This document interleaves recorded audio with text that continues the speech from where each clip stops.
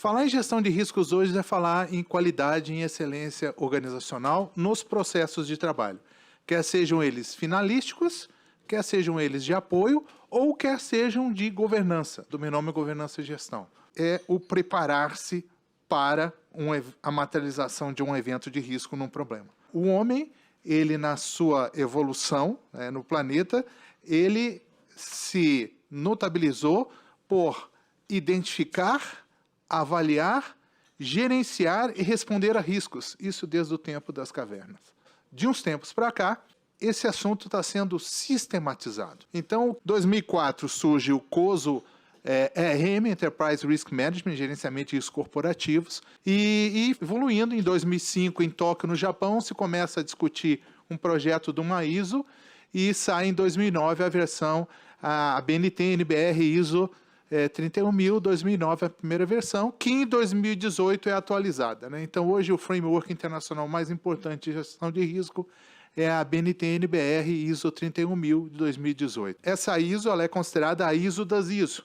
A ISO 9001 já foi alterada à luz da ISO 31000, a 14001, a 14005, segurança da informação, de continuidade de negócios.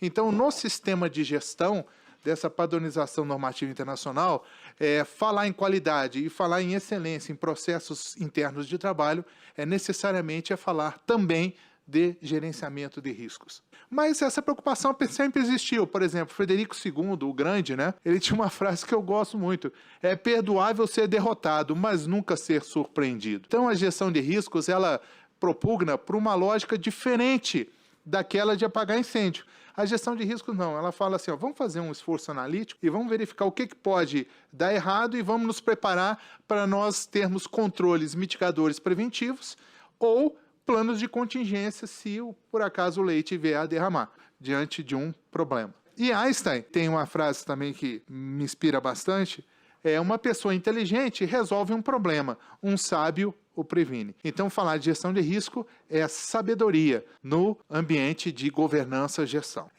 O Howard Gardner, ele foi o criador do conceito das inteligências múltiplas em Harvard, e ele falou o seguinte, que ele relacionou inteligência à capacidade de resolver problemas. Então, inteligente é aquele que resolve problemas. E eu coloco o seguinte, dado esse moderno binômio de governança e gestão, eu posso afirmar então que prevenir problemas pela via ex ante da gestão de risco é a superinteligência em ação. Porque quando nós vamos tratar problemas é porque o leite já derramou. Vamos nos antecipar e vamos tentar, de certa forma, claro que não existe aqui uma proposta com gestão de risco, os seus problemas acabaram. Não.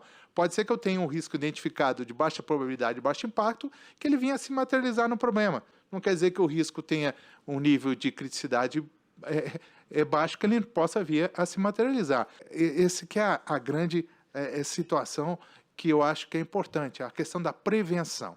Que hoje a administração pública ela evoluiu para uma fase que, nesse slide, é a fase mais à direita, chamada Estado contemporâneo. Então, o Estado contemporâneo ele é forte nessa questão do binômio governança e gestão. Ele é forte na questão da gestão de riscos e dos controles associados a esse risco. Porque, na realidade, risco é um evento que pode se materializar e impedir vamos ver pelo seu aspecto negativo, impedir o alcance dos objetivos organizacionais que foram já estipulados na área do planejamento estratégico ou das metas dos processos internos de trabalho.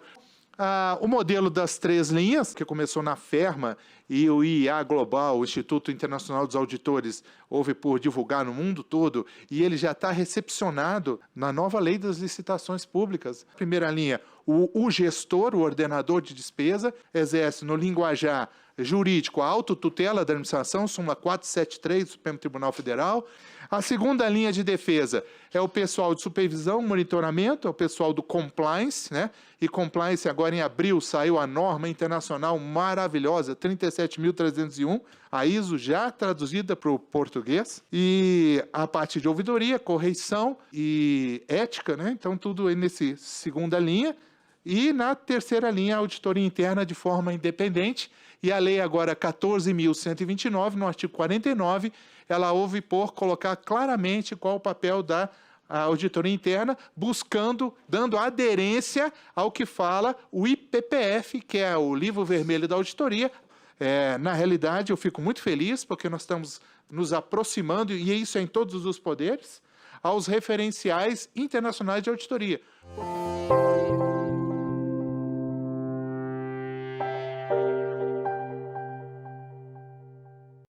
O relato integrado, que é a questão no contexto de accountability, de prestação de contas, de uma forma mais fácil para o leitor, né?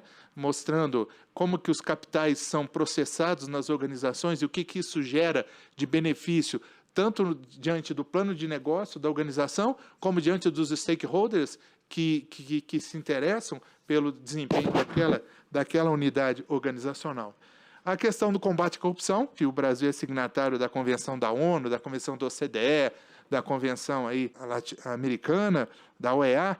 Então, nós temos compromissos internacionais no combate à corrupção, particularmente na minha área, que eu sou egresso da Controladoria Geral da União, eu tenho visto a CGU avançar muito nessa área aí, em parceria com o Ministério Público e em parceria com a Polícia Federal, né? Porque são instituições que têm que trabalhar de mãos dadas, isso é importante, né? E a questão da ética pública, né? A Convenção da ONU de combate à corrupção, ela coloca que a prevenção é mais interessante do que a sanção. E a ética é uma questão importante no sentido de tentar ensinar para as pessoas a diferença do certo e errado. Hoje nós estamos vivendo um mundo muito circunstancial, com vieses, ideologias e não sei o quê, e as pessoas estão perdendo um pouco a noção do que se faz na administração pública, o que é o certo, o que é o errado. Então, a ética tem que entrar forte na promoção e na gestão da ética nas organizações públicas, né? E a questão da integridade do compliance. Se ele está de acordo com as leis, com os decretos, com as políticas internas da organização. Não vai acontecer gestão de riscos e controles internos por uma simples vontade da cúpula organizacional, se as pessoas que estão lá nos processos internos de trabalho não entenderem o porquê. Tem que entender, o cerne da questão é o porquê fazê-lo, porque gestão de riscos é uma coisa que interessa a todos nós. Nós estamos inseridos em processos internos de trabalho e alguns desses processos tem riscos elevadíssimos, é perigoso. Então, a alta administração ela tem um papel importantíssimo, que é o que é? Divulgar uma doutrina. Ele exerce uma coisa que o pessoal de Harvard chama de liderança de destino. E o tom do topo, tone at the top, né, que é a expressão em inglês, ele vem da cúpula organizacional, da estrutura, do conselho de administração. Nós queremos isso. Nós queremos. Por quê? Por dois caminhos. Ou vai pelo amor ou vai pela dor. O amor é o seguinte, o nosso objetivo, a nossa intenção é que os objetivos organizacionais sejam atingidos. Mas se eu não fizer por vontade própria, eu vou fazer por órgãos de defesa do Estado que vão nos impelir a fazê-lo. E aí o Tribunal de Contas da União, que desde o referencial de 2014, lá do ministro Nardes, né, referencial de governança do TCU, ele está batendo nessa tecla. Tem que ter, e vou ter que colocar no relatório de gestão o que você fez para colocar isso funcionando, e não é só para fazer para mostrar para o Tribunal de Contas. Se o risco identificado ele tem que ser tratado, mitigado, o que é mitigar? É diminuir a probabilidade de impacto desse risco aí, né? Com relação a cada risco identificado, cada evento que possa dificultar o atingimento dos objetivos. O documento mais importante para nós concebermos controles mitigadores no mundo é esse documento aqui, COSO e CIF 2013. Esse livro é maravilhoso. E aí é importante imaginar que controle não é uma coisa de auditor interno. Controle, qualquer pessoa tem que exercê-lo, porque o controle é o que mitiga risco. O auditor interno não está em todos os processos internos organizacionais. Ele tem os seus, que também tem os seus riscos. E essa governança de riscos, como é que ela se estrutura nas organizações?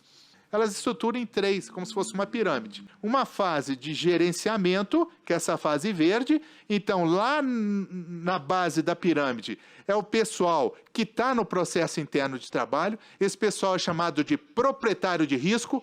Então, a primeira coisa para você fazer uma boa gestão de risco é você acreditar que o seu processo tem risco. Esses proprietários de risco são os gestores, né?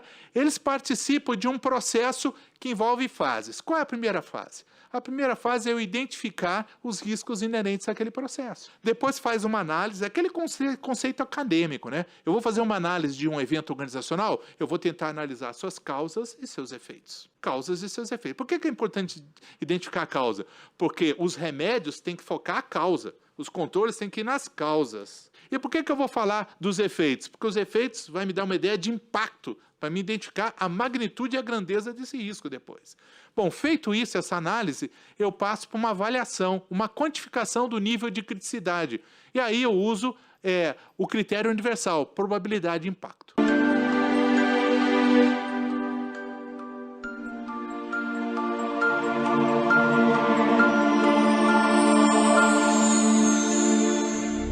Mas observe o seguinte, a ISO 31000, ela privilegia a lógica intuitiva das pessoas que estão nos processos internos de trabalho. A coisa tem que ser fácil, simples, não simplória, mas tem que ser simples. Então se usa técnicas, essas técnicas elas existem numa irmã gêmea da ISO 31000, que é nota 10, que é a ISO 31010, para ver que técnica vai ser aplicada para identificar, analisar causa e efeito, avaliar probabilidade de impacto e conceber lá os controles mitigadores. A Boltai, a SWOT, a árvore de decisão, e aí vai, entrevista com especialistas, né?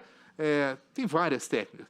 E essas técnicas, elas são adaptadas conforme o contexto. Então, ela põe cada técnica, os pontos fortes, os pontos fracos e como utilizar em termos de processo, entradas, processamento e output, a ISO 31010.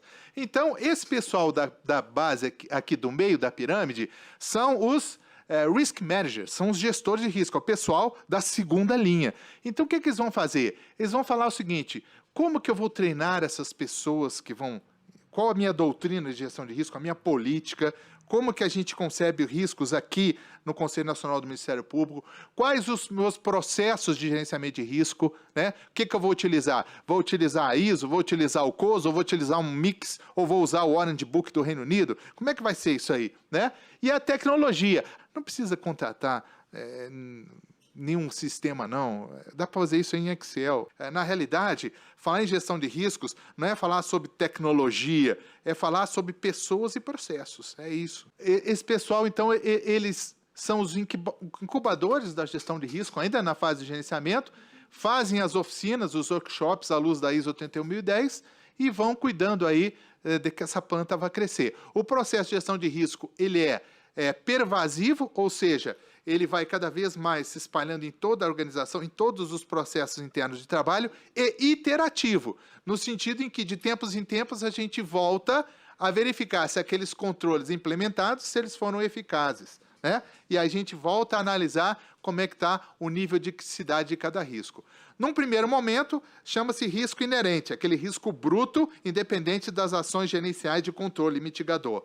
Num segundo momento, quando a gente revisita o processo interno de trabalho, esse risco passa a se chamar risco residual. E na cúpula, na área da supervisão organizacional, ela se preocupa com os riscos chaves. Não vão imaginar, por exemplo, que um conselho de administração de uma Petrobras, de um Banco do Brasil, de uma Companhia Nacional de Abastecimento, eles vão estar preocupados com todos os riscos identificados. Não. Existem aqueles key risks, né? Aqueles riscos chaves, os principais riscos. Então, tem que ter uma hotline. Então, a base, né? Existem essas setinhas aqui, ó. Existe uma comunicação importantíssima, bottom-up, top-down, né, que funciona o tempo todo, e aí, olha, está na iminência de um risco se materializar num problema.